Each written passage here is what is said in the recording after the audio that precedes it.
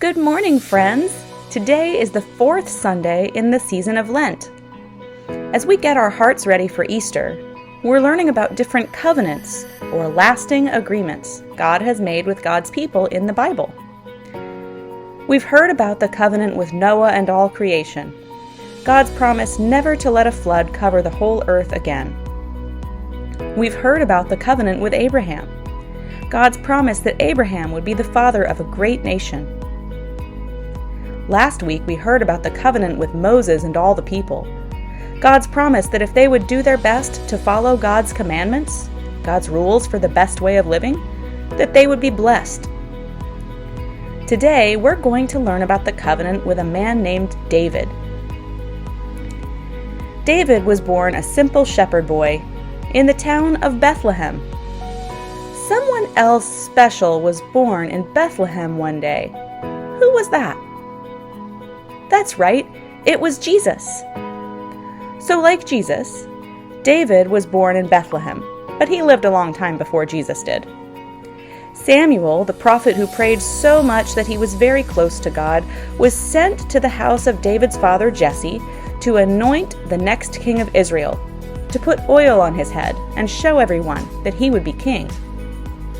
Jesse had lots of sons, and David was the youngest.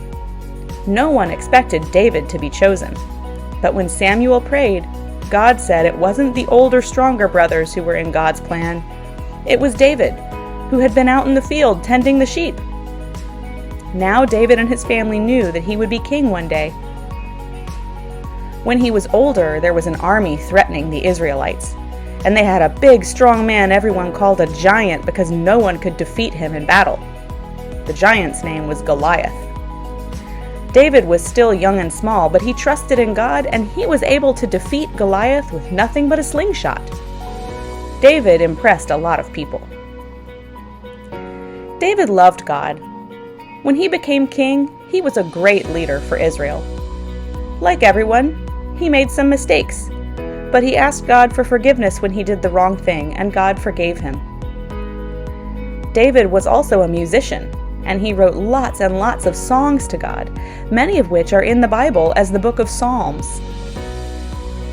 David really wanted to build a temple for God. But God said, "No, your son Solomon will build a temple for me one day."